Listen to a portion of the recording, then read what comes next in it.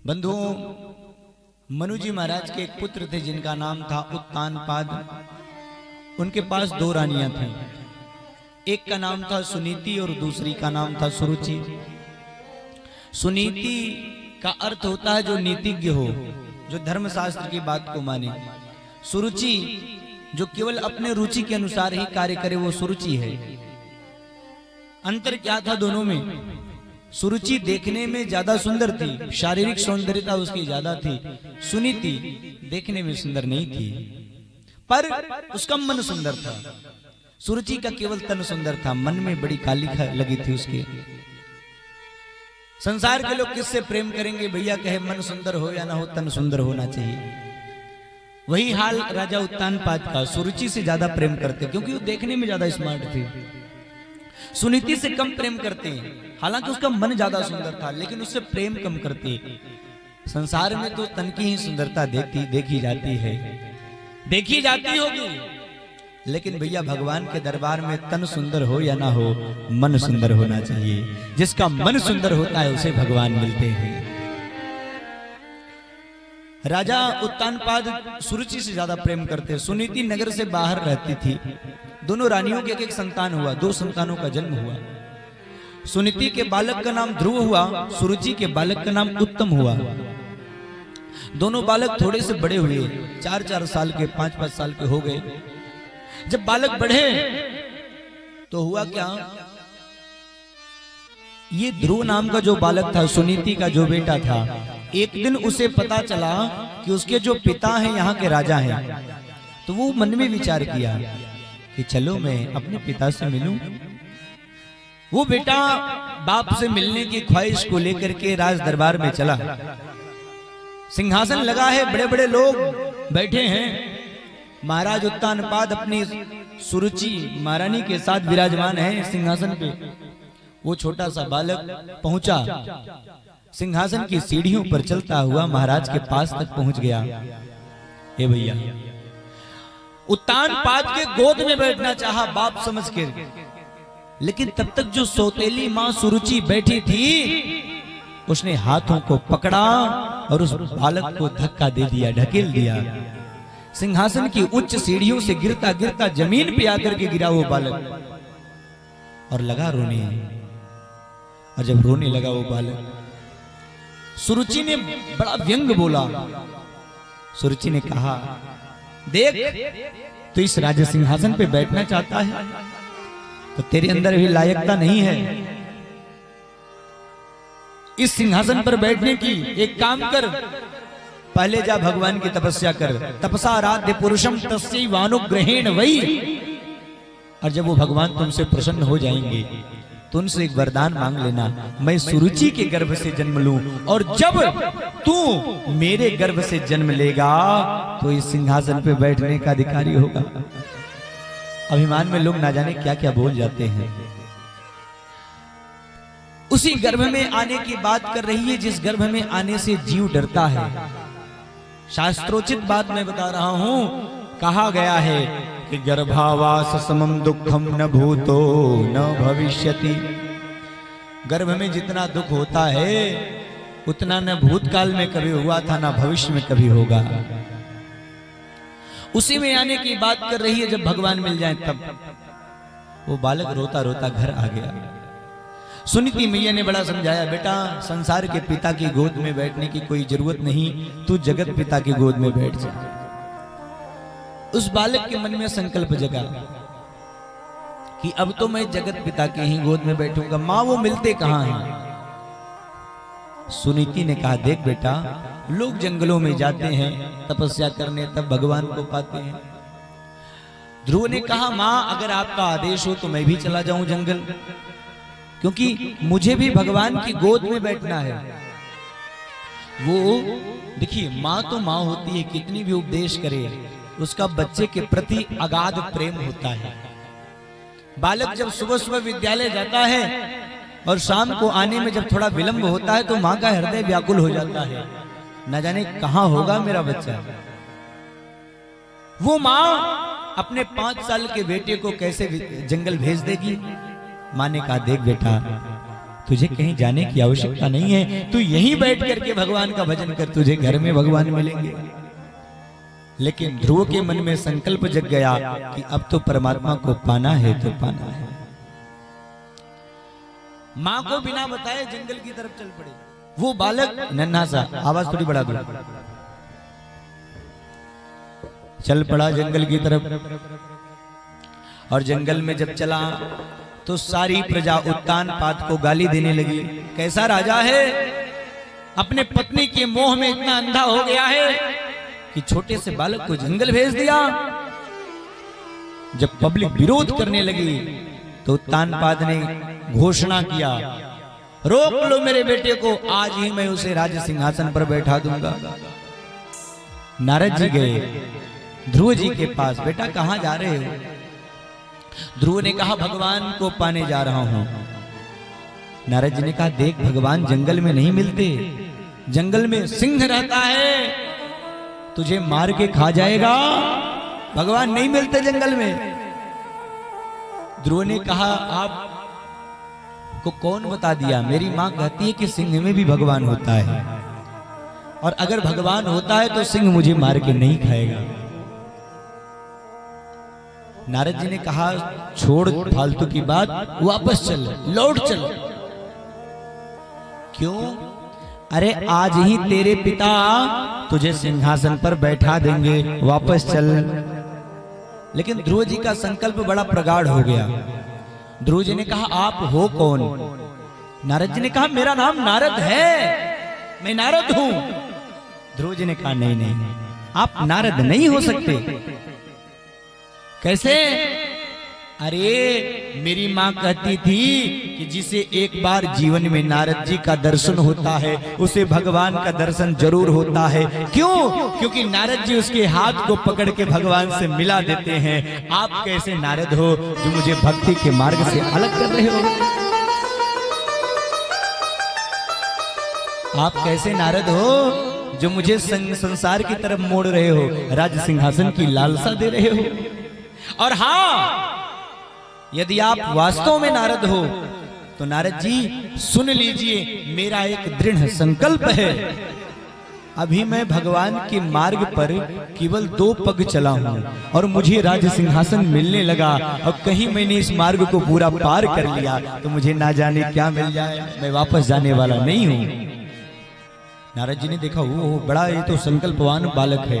देखो जीवन में जो संकल्प करना उसे पूरा करने का पूरा प्रयास करना। जब आप संकल्प का विकल्प निकालेंगे तो वो कभी पूर्ण नहीं होगा। नारद जी ने कहा देख तेरा संकल्प पक्का है, लेकिन बिना गुरु के भगवान नहीं मिलते। तुम्हारे पास गुरु है कि नहीं? एक गुरु तो नहीं है, आप ही मेरे गुरु बन जाओ। तब नारद जी ने ध्रुव जी को स्वीकार किया और कान में गुरु मंत्र दिया और कहा बेटा जा, मेरा आशीर्वाद है, तुझे भगवान मिलेंगे। नारद जी के चरणों में ध्रुव जी ने प्रणाम किया।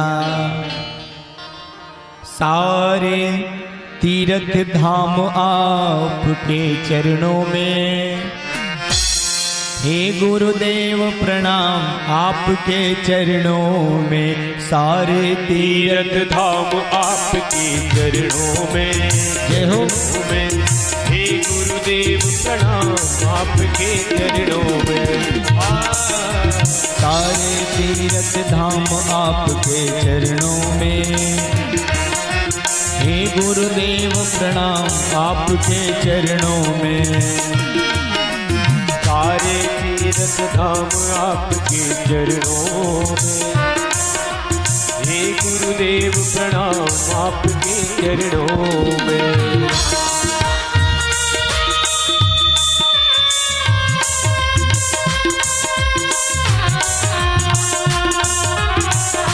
जय हो। दोनों हाथों को ऊपर करके तालियों की सेवा करते हुए गुरुदेव भगवान को प्रणाम करना।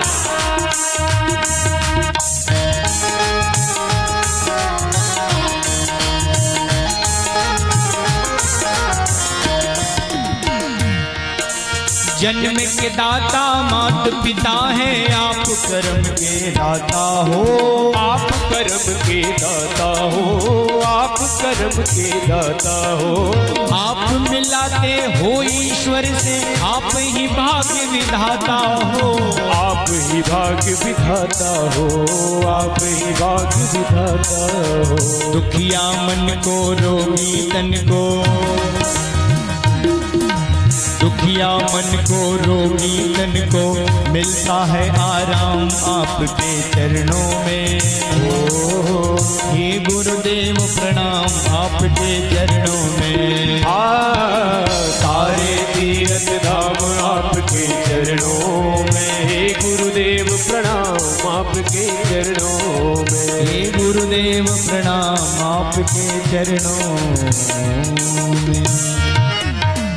बोले सद्गुरुदेव भगवान की। प्रणाम किया, चल पड़े। और बड़ा कठिन तप किया ध्रुव जी ने, और इतना कठिन तप किया कि भगवान खुद आकर के प्रकट हो गए। और प्रकट होकर के बोले ध्रुव जी से, बेटा नेत्र खोलो। लेकिन ध्रुव जी तपस्या में इतने मस्त थे कि आंख नहीं खोल रहे हैं। क्यों? उनका मन भगवान के ध्यान में लगा था। जब मन लग जाता तो यही दशा होती है। भगवान ने क्या किया, झांकी को खींचा अंदर की, जिससे ध्यान करके वो तप कर रहे थे।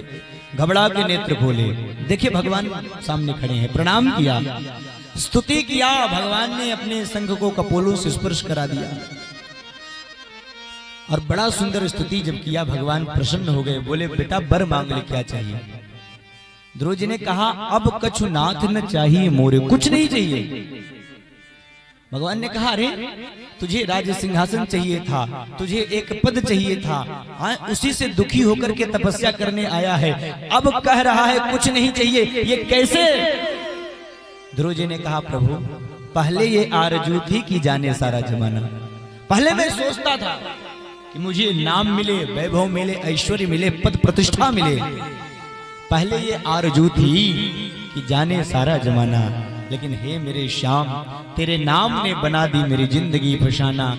क्या चाहिए इस दास को? मुझे रास आ गया है तेरे दर पे सर झुकाना। तुझे मिल गया पुजारी, मुझे मिल गया ठिकाना, इसके अलावा क्या चाहिए? भगवान ने कहा, नहीं नहीं, जो आदमी इच्छा लेकर के आता है मेरे पास, पहले मैं उसकी इच्छा को पूरी करता हूं, मुझे वो बाद में पाता है। जाओ, तेरे अंदर राज्य की लालसा थी, इस समस्त भूमंडल पर 36,000 वर्ष तक राज्य करेगा। और जब मरने का टाइम आएगा ना, तो तुझे मरना नहीं पड़ेगा। दुनिया के लोगों को मरना पड़ता है, लेकिन तेरे लिए मेरा ये वरदान है, इस मृत्यु लोक से अपने शरीर के साथ मेरे वैकुंठ धाम को आओगे। सशरीर कोई नहीं गया इस मृत्यु लोक से, सबकी शरीर यही छूट गई। लेकिन ध्रुव जी महाराज अपने शरीर के साथ भगवान के धाम को गए। अब वो वापस आए, भगवान अंतर ध्यान हो गए। और जब वापस आए तो लोग स्वागत सम्मान में खड़े हो गए, आरती की थाल सजाए हैं। और देखिए वो सौतेली माँ जो उल्टा सीधा बोल रही थी ध्रुव जी को, है ना, वो भी आज आरती की थाल सजा के आरती कर रही हैं। विरोधी भी अपने पक्ष में आ जाते हैं जब इंसान अपने जीवन में सफल हो जाता है ना। जब जीवन के दिन बुरे होते हैं तो निंदा करने वालों की, बुराई करने वालों की लाइन लगी रहती है। लेकिन जब जीवन में व्यक्ति सफल हो जाता है ना, तो जो पीठ पीछे बुराई भी किया करते थे ना, वो मजबूरी में सामने आके चापलूसी करना शुरू कर देते हैं। इसीलिए, और दूसरी बात मैं बताऊं, जब संघर्ष का समय होता है तो व्यक्ति अकेला होता है, लेकिन जब वो सफल हो जाता है तो पूरी दुनिया उसके साथ हो जाती है। हम छोटी सी बात बताएं, जब पेपर देने जाना हो विद्यार्थियों को, परीक्षा में अकेले बैठना पड़ता है। वहां कोई किसी का हेल्प नहीं, अकेले जो दिमाग में है, माइंड में हमने लिखना है, हमें प्रयास करना है। लेकिन जब अच्छे नंबरों से हम पास हो जाते हैं तो बधाई देने वालों की लाइन लग जाती है। उसी प्रकार जीवन में कभी संघर्ष करने से पीछे मत हटना। संघर्ष के समय कठिनाइयां आएंगी, परेशानियां आएंगी, लेकिन जब आप सफल हो जाओगे ना तो सब कुछ भूल जाएगा। किसी ने क्या खूब कहा है कि मुश्किलें दिल की इरादे आजमाती हैं, मुश्किलें दिल की इरादे आजमाती हैं, स्वप्न का पर्दा निगाहों से हटाती हैं। हौसला मत हार, गिरकर ओ मुसाफिर, ठोकरें इंसान को चलना सिखाती हैं। मनुष्य आज ध्रुव जी की सबने आरती किया, राजगद्दी मिल गई ध्रुव जी को, माँ बाप जंगल गए। इस भूमंडल पर 36,000 वर्ष का उनका राज्य हुआ, और जब राज्य हुआ तो उसके बाद जब भगवान के धाम को जाने का टाइम आया तो भगवान के धाम से इनके लिए विमान आया। मृत्यु देवता प्रकट हो गए तो मृत्यु के सर पे पैर रख करके भगवान के धाम को चले।